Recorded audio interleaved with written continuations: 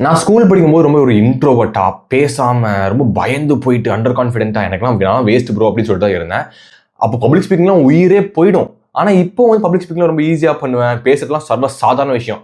ஏன் எப்படி இந்த டிரான்ஸ்ஃபர்மேஷன் ஆச்சு? பிராக்டிஸா? அதெல்லாம் ஒரு சைடு இருந்துச்சு. ஆனா உண்மையிலேயே நான் வந்துட்டு அந்த மாதிரி டிரான்ஸ்ஃபர்மேஷன் ஆகவே இல்ல. என்ன ஆச்சுன்னா வந்துட்டு, என் என்வைரன்மென்ட்ல நான் அப்படியே ஆயிட்டேன். அந்த என்வைரன்மென்ட் ஸ்கூல் இருக்கு பார்த்தீங்களா? நான் புதுசா ஸ்கூல் போகும்போது என்ன எப்படி டிஃபைன் பண்ணியிருப்பேன்னா, நான் ஒரு அண்டர் கான்ஃபிடென்ட்லாம் வேஸ்ட் ப்ரோ. அந்த மாதிரி டிஃபைன் பண்ணியிருப்பேனா, ஸோ அந்த டெஃபினேஷன் வந்துட்டு நான் ஒரு லாங் டர்மா ஒரு 7 வருஷம், 10 வருஷம், 12த் வரைக்கும் அப்படியே இருந்துச்சு.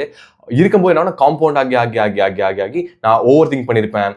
அத ஓவர் திங்கால காம்பவுண்ட் ஆகி நான் வேஸ்ட் தான் அப்படின்னு முடிவே ஆயிடுச்சு. நான் ஸ்கூல் முடிச்சு வெளியே வரும்போது மத்தவங்க என்ன அப்படி பார்க்க மாட்டாங்கல்ல. அப்போ நானும் என்ன அப்படி பார்க்க மாட்டேன்ல. அப்போ நான் மாற ஆரம்பிச்சு அப்படியே ஒரு மாசத்திலே மாறிட்டேன். ஸோ என்ன ப்ராப்ளம் அப்படின்னா என்வாயன்மெண்ட் தான் ப்ராப்ளம் பிரச்சனை அந்த ஆளுங்க கெட்ட ஆளுங்க அந்த மாதிரிலாம் இல்லவே இல்லை.